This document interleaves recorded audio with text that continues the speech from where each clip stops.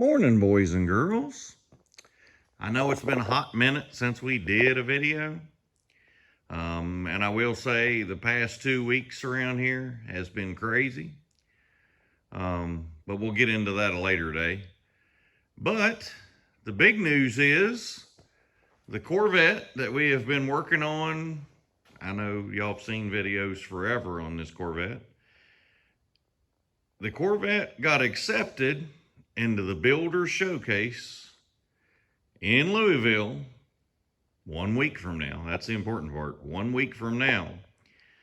Going to Louisville for the Street Rod Nationals. It gets to be inside. Now, the Builder Showcase is they take 80 cars out of the 10,000 that come. And I know, yes, years past, Street Rod Nationals had more than 10,000. But anyway, out of the 10,000, only 80 get to be on the inside. So this one got accepted. I know, a blind squirrel finds a nut every now and then. But I really appreciate them picking us and us being accepted to get it going on the inside. So this is what I've been working on so hard. And I know I haven't been filming. I haven't shown videos of putting all this together. Like I say, it's been a little crazy here. But this morning I wanted to do a video and go over a little bit of what we've done. The back half of the car, other than needing to be cleaned and wiped down good, is pretty much done, other than the license plate light wire you see hanging out there. I'm waiting on the little clips for that to come. They should be here today. And we'll put that together and a license plate on the back. Had the wheels, was bleeding the brakes, and on a Corvette, yes, you have to take the wheels off to bleed the brakes because the bleeder screws are on the front of the calipers, or outside rather. And you see the little napkin laying there? The caliper's leaking in the flange between the two. And yes, I have tightened the living, you know what, out of it, and it's still leaking. So there's another caliper coming today. It's on its way. Well, I don't know whether that one sat too long. I've had them for a really long time, so maybe it went bad sitting in the box. I don't know, but we're going on. We're not going to worry about life on that. Under the hood, the valve covers need a good cleaning. The wires need cleaned up. And the rest of the buffing compound needs cleaned off of everything. And put the air cleaner on. And I'm going to say the engine bay is going to be done. I wanted to show you a little trick I did. On the wiper arm, I painted the bottom half of it black so that it disappears. If I'd painted the whole stem red, you'd see it all the way down. And if I'd painted the whole thing black, well, then it'd just look odd sticking up out of there. So I painted the top half red and the bottom black so that it disappears. Looks like it's floating. I thought that was a neat little addition to it. I know it's not Corvette correct, but hey, neither is a 450 horsepower LS either. So we're going with that. On the interior, yeah, we've only got one seat in so far. Yeah. But the Dakota Digital, they went in really good. And I got them programmed. Wasn't any real trouble at all. Let's see. You see the little Holly cable. I've been tuning on the motor. Right now it's running really, really rich. So I've got to work on that. I mounted the little Terminator screen over there in the glove box. Not that they're hopefully ever got to use it, but it's there if you need to get in, see anything, see some vitals. The other seat, I was missing a bracket for the bottom of the car. So I'm waiting on it to show up today, and then we'll bolt it in. And the ShiftWorks plate, that went in really nice. And that center console right there, for a 4-speed, you can get that console anywhere. But for a Power Glide, you can't come up with that console. And we had to cut it anyway for the vintage air, so it was probably good that we didn't buy a brand new one. We just had to cut the old one and polish it up and repaint it. But the ShiftWorks plate, we met that guy on Power Tour. He stayed at our hotel when we were all in Charlotte when we came here to ZMAX. He was a really cool guy, nice to talk to. So if you need a shifter for your resto mod or whatever, give ShiftWorks a call. And no, I wasn't sponsored, just really good product. Let's see. And the door panels, I got them on, but needless to say, I had to beat them on with a rubber mallet. They look really good, but man, they are a tight fit. And I mean, when I mean tight, they are snug.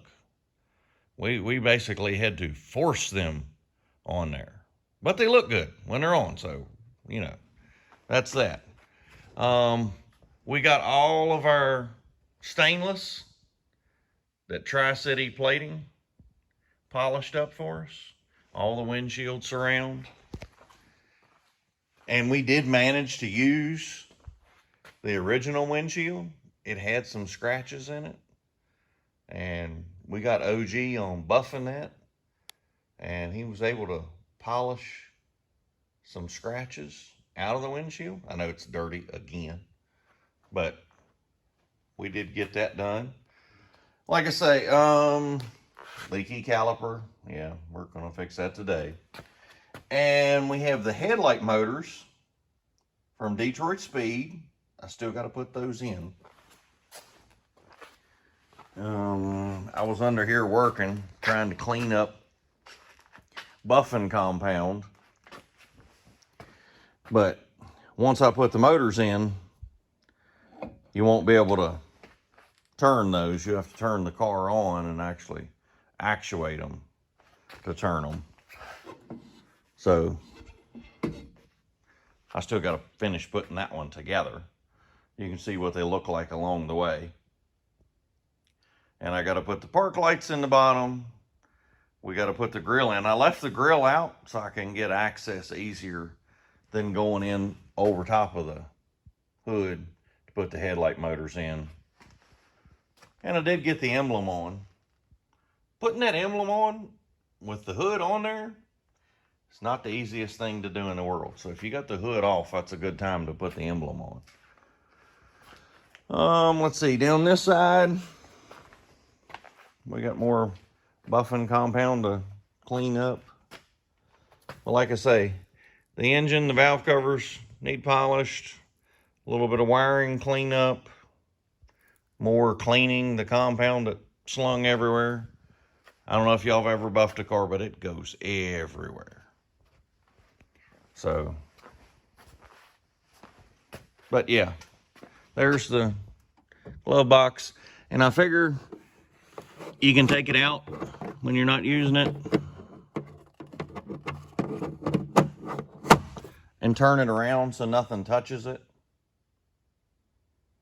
You know, that's how they can ride. And I've got to put the little panel, the little air conditioning panel, I got to put that in. But yeah, overall, I am really happy how the interior went together. Like I say, the Dakota Digital, that was a lot easier to program than I had it in my head. Like I say, the Holly turned on. We ran the car for a couple seconds, and I had a transmission line loose. I had put it on the fitting, but I didn't tighten it. So needless to say, we shut the car off really quick when it was spraying transmission fluid everywhere. So yeah, it's always fun, always fun. But yeah, So this is the Corvette. It's you can see my little parts tables. The ones that used to be full in the other videos are getting real scarce. And there's my to-do list. That's what's left. I have to do all that in 1 week's time.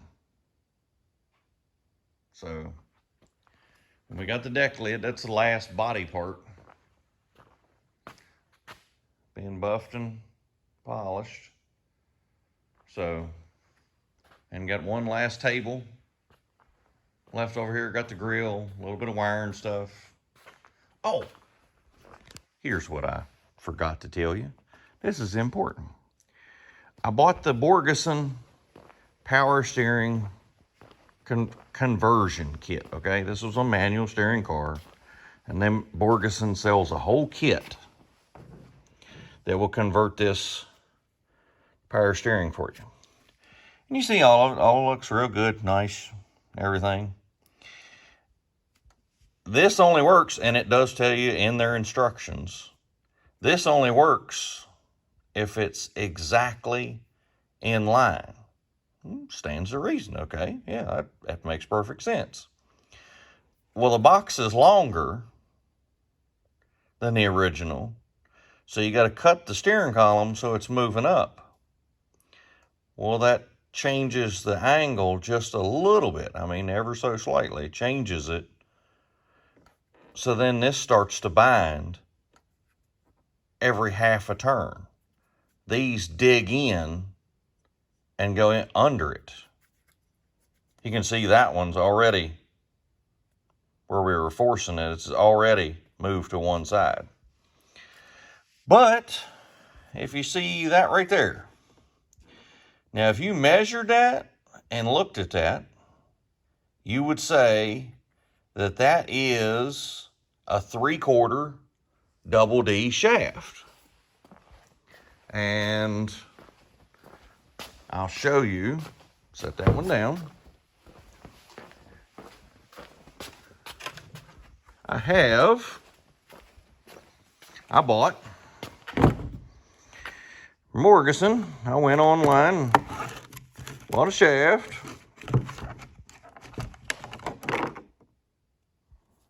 There we go. Now, those look exactly the same, don't they? And they even both measure 3/4. So 3/4, 0.75 of an inch. But guess what's different? See, the flat distance is 60 thousandths of an inch difference. This one's a metric double D. Don't ask me why they came up with a metric. Is an 18 millimeter double D, and this one's a 3/4. Never knew there was such a thing, so if you run into this, just remember, such a thing does exist, so measure yours. This is 0.610 across the flats. A regular 3/4 double D is 0.510. So make sure, or no, 550, 610, sorry. 550, 610. And just to throw in an extra monkey wrench, they make a 17 millimeter double D. That's not what the one I have, but just so you know, before this, I only thought there was 3/4 double D and 1 inch double D. Evidently out there in the world, there is a 17 and an 18. So pay attention to that when you're buying it. The correct one I need, the 18 millimeter double D to 36 spline on the steering shaft, is not even in Borgeson's catalog, but it does exist. Summit had 7 of them in stock, so it'll be here tomorrow. So there you go. That was the that was my hopeful save you some headache tip for later. So, I have 1 week, and Lord willing, and the creeks don't rise, and yeah, it's been raining a lot here, so it's a possibility, that we'll have this car at Street Rod Nationals and the Builder Showcase. So if y'all are in Louisville, if you come to the Street Rod Nationals, come by and say hi. I don't know where we'll be in the Builder Showcase. We're going to be in one of the rooms. But stop by, check out the car. And if you do take a picture of it and post it, just tag us in the picture. Just tag A&D Hot Rod Shop in the picture. Whatever you post it on, just tag us. But stop by and say hi. We'll be glad to see you. And how we end all our videos. Thank you, Lord. Thank you for today.